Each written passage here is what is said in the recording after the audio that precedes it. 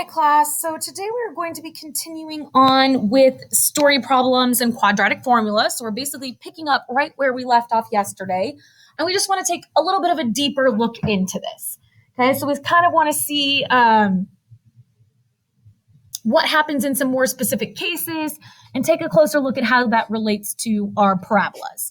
So we already know, we said yesterday that if we are working with these, we are only looking at quadrant one, right? And we might have a parabola that does something like this. And we already made this statement that we were looking at problems that when we got over here, right, that was sort of the when it gets to its ending point. We always know that x-intercept is the ending point. When it hits the ground, when we touch the water, right, when we sort of get to that level of zero. And we did that by somehow solving the quadratic, okay? Whether that was quadratic formula was what we saw yesterday. We'll see some problems today that we might be able to use some different options on as well. Today, we also want to add in, what about this other piece that we know that's really important about a parabola that we call the vertex, right? Which is that very top point or very bottom point of that U shape. Okay, right? A vertex is either our maximum point or our minimum point. So when we're looking at that vertex, we know we can find a vertex in standard form, right? We did this when we were graphing quadratics by doing negative b over 2a. And then for our y value, we sort of had to plug it back in. Whatever we got for the x, we had to plug in to calculate the y. So same concept today, but what does that even mean? Okay, great. Yes, that's a point on my parabola, but what does that vertex represent? Well, let's relate it to that problem we were talking about yesterday, where we had a football player kicking a ball, because that's going to be a very similar problem we look at to start with today. Okay, and if this parabola is sort of representing the path of this ball, right, it's going up, up, up, up, up, up, up, and when it gets here, it's actually at its maximum, right? And we call a vertex, in this case, the maximum. So this is going to represent when it's at its maximum. Now, maximum what? That depends on what our y-axis is labeled as. So when we were talking about the football, right, we were looking at the height of our football. So it would be the maximum height, right? This would be talking about the maximum height. Oops, nope, just kidding. That's our y value. Should have stopped me, class. Hopefully you were all yelling at your computers. No, Mrs. McKinney, right? Height is our y value. So this is talking about our maximum height. The problem is that while the maximum height is probably useful, we can't find it by just doing negative b over 2a, right? It requires us to find negative b over 2a first. Okay, so this is still part of that maximum, but this is our x value. So our x-axis, right, is usually labeled time. That's what we've been looking at. So this is going to be the when it's at its maximum height. What is the time where it's at its maximum height? So we're going to look at some examples here, and hopefully we sort of solidify that concept. So let's say we're given, oops, let me pull up the actual problem. That would probably be a little bit more helpful. Let's say we're looking at this first problem from the document that I have on campus. Suppose a football player kicks a ball and gives it an initial upward velocity of 48 feet per second. Hopefully you're going, this sounds very similar to what we did yesterday to start with. Yes. Okay, the starting height of the football is 4 feet, and we represent this width. Now, we actually know a little bit more at this point. We know that that 0 is technically h, right? But for part A, the question says, if no one catches the ball, when will it hit the ground? Well, we then learned, right, that the ground is 0. So that part A is actually just a continuation of what we did yesterday. So we're not doing anything different for part A. We're still just wanting to solve this quadratic. It has an A value of negative 16. So, I mean, quadratic formula is probably where most of us are at. So A equals negative 16. B equals 48. C equals 4. And so if we start plugging in with the quadratic formula, we're going to say, okay, negative b, so negative 48 plus or minus the square root of 48 squared. Sorry, it's kind of hard for me to write on my computer when it gets kind of small, so bear with me. Minus 4 times a, which is negative 16, times c, which is 4, all over 2 times A. Okay, so now just like we normally do, we want to do just underneath the square root.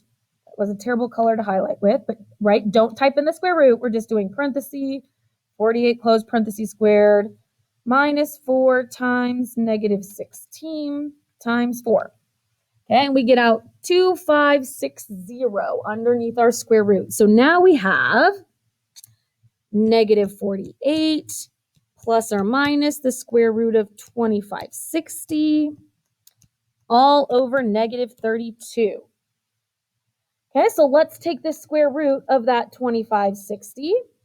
And we do not get a perfect square, which shouldn't surprise us. These aren't working out pretty that often. Okay, so now if we look at this, we need to round. So that says negative 48 plus or minus 50 point, right? It's 5, 9, but that 6 would bump that 9 up to a 0. So then rounding, we really get 50.6 all over negative 32. And then we're going to calculate both options. Okay, so I'll do negative 48 plus 50.6 equals divided by negative 32. Okay, so that gives me a, let's see, negative 0.08, right? That's not going to be a reasonable option because it's negative. So negative 48 minus 50.6 divided by negative 32. And I get a 3 point, and again, nearest hundred, 0.8. So just like we said yesterday, right, this negative isn't an option. We've been talking about that for a while. So it'll hit the ground at about 3 seconds, 3.08 seconds. Now we have a new question to consider. So the next question says, okay, well, great, we know that. So now let's look at a new piece. When will the ball reach its maximum height? When will it reach its maximum height? So if we go back and we look at this picture, right, its maximum is happening up here at the top, and we want to know the when. When is time? Okay, time is our x value, so that tells us we want to do negative b over 2a. Okay, so if we do negative b over 2a, good news, we already found our a, b, and c, so that's going to be negative 48 over 2 times negative 16. So negative 48 over negative 32. And divide that out. And we will get 1.5. So the ball will be at its maximum height at 1.5 seconds. Now, you'll definitely know if you did something wrong if that number isn't sort of falling in the middle of these two numbers here. Okay, if it doesn't fall in between those, we did something wrong. It should be in the middle there. Okay, now part C then says, how high does the ball go? So now we want to know what its actual maximum height is. So if we look at this over here, well, to find the actual maximum height, right, it tells us we need to plug that value back in. We need the y value of the vertex. So to find the y value, I'm actually going to have to flip here just so I have more space. We're going to remember that 1.5 seconds. So what I need to do is I need to take that 1.5 seconds that I got in part B, and I need to plug that in to find its corresponding y value, right? Keeping in mind that the 0 was for part A, but this is really an h that's sitting there in an equation. That's our height. So we'll have a negative 16 times 1.5 squared plus 48 times 1.5 plus 4.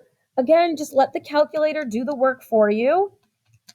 Squared, we're just going to enter this straight across, plus 4, and we get an output of 40. So now we're talking about how high it goes, right? So we're not talking about seconds anymore, so this doesn't get a label of seconds, right? If we look back up here, it's telling us it's feet. You see this feet up here? So this final answer will get a label of 40 feet.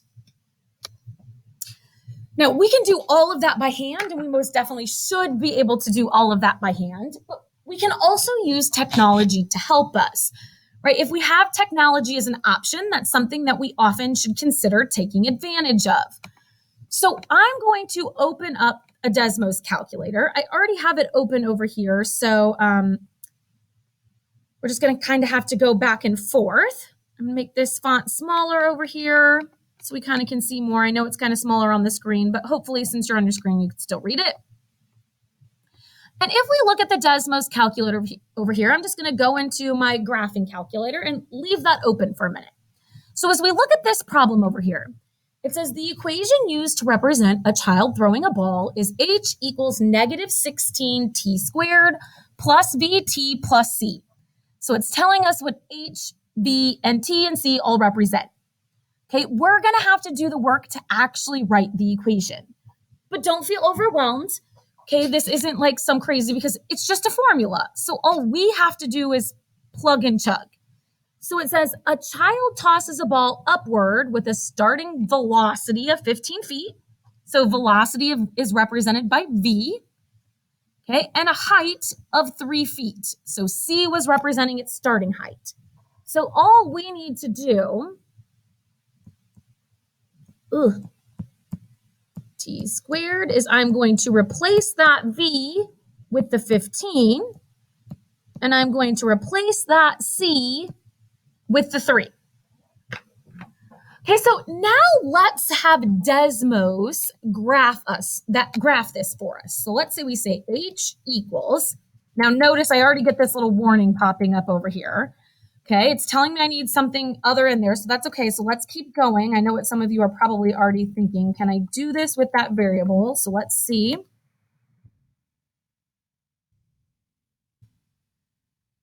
Okay, and look at that, right? It just adapted for us. We didn't use X and Y, but it made the adaptation for us and fixed that graph and graphed it just fine. Okay, so this next question then says, when will the ball reach its maximum height? Well, we know that maximum height is the vertex. So if we look at this graph, let's just zoom in on it and find the vertex. So if we zoom a little bit in here, right, we can just click. Now, it's pretty helpful. Desmos is pretty nifty that it's going to pretty much put you on the vertex. Now, you're going to have to round, just like we did before. So the when is approximately 0.47 seconds, because I said to go to the nearest hundredth. So when we're answering this question over here that says, when will the ball reach its maximum height? Well, we can just get that right there by looking at the vertex, and it said 0.47 seconds. And look at that. We didn't even have to do the negative b over 2a. How high will the ball go? Well, that's the y value. So again, let's just take a look. It says that the y value is 6.5 if I round 2 feet. So how high will the ball go? 6.25 feet. Okay, now maybe this problem would ask me, when would the ball hit the ground?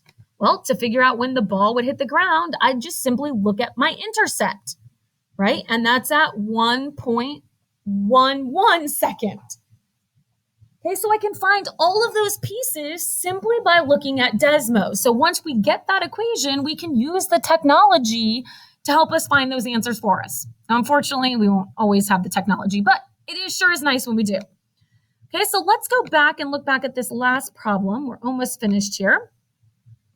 A ball falls so that its distance above the ground can be modeled by the equation S equals negative 16t squared plus 100, where S is the distance above the ground in feet and t represents time in seconds.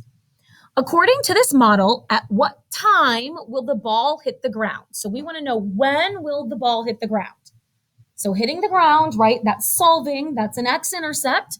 So we want to solve this quadratic. So I'm going to give me some more space here and zoom in on this a little bit. But the good news is that when we're looking at this problem, it doesn't have an x to the first power. So that allows us to solve this some different ways. So I know some of you, Olivia, are going to be doing this with the quadratic formula no matter what. Absolutely go for it.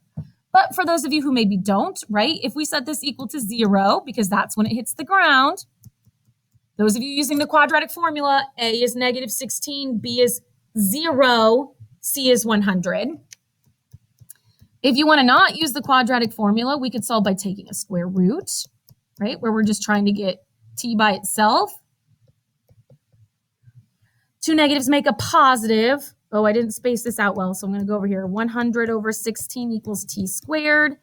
And then I can square root each side. The square root of 100 is 10.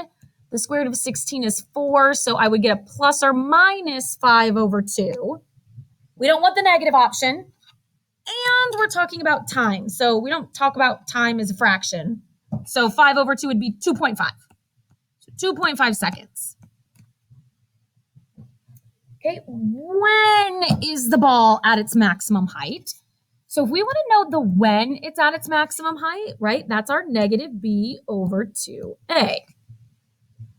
Okay, so what's in here for our b value, right? We already said that that was 0. Okay, well, 0 can't be negative, so 0 divided by negative 32 is 0. Does it make sense to say that the ball was at its maximum height at 0 seconds? Well, yes, right? The whole point of this problem is that we are dropping a ball. The ball didn't jump up and then come back down. The ball just fell. So it was at its highest height when it started, because after that it went downhill.